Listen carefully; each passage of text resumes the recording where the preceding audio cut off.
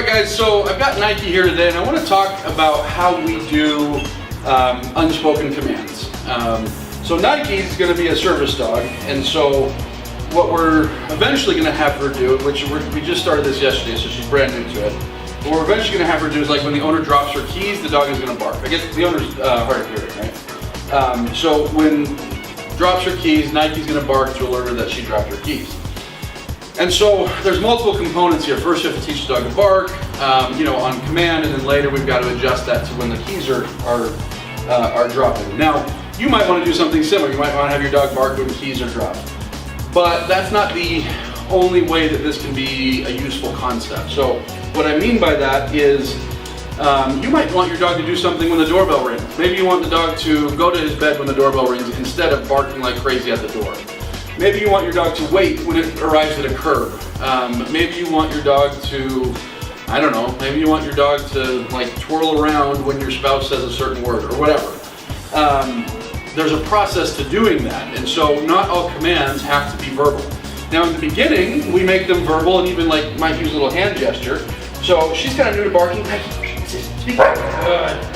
So what I'm going to do is have her speak. She gets a reward. We do it again. Nike, speak. Good. Okay, now this time, just go ahead and drop the keys. Speak, speak, speak, speak. Good, good. And so when we drop the keys, at first, she might have, she might have no clue that it has anything to do with anything. But go ahead and drop them again. Speak, speak. Good, good, good, good, good, good. Good, good, good. There we go. Good. Come on. So she might not, it actually looked like she might have kind of understood it that time, but she might not have a whole lot of understanding of what this means. Just, at first, when you ring the doorbell and tell your dog to go to his bed, he might not associate, like, that the doorbell is even part of it, but with enough repetition, go ahead and drop them. Speak, speak. With enough repetition, the dog will. Now at this point, if she comes to me or she comes to Jess for the treat, I don't care.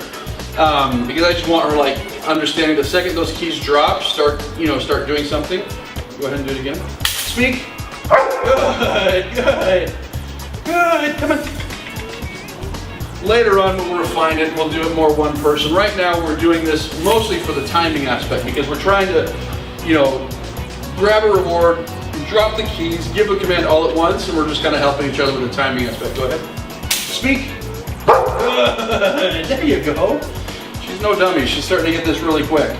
And so like I say, if you want that unspoken command, if you want something that the dog just does it without being asked to, because this, this previous trigger, maybe it's a sound, maybe it's a sight, like a curb, maybe it's whatever, you first teach the behavior, and then you start adding the trigger, and then,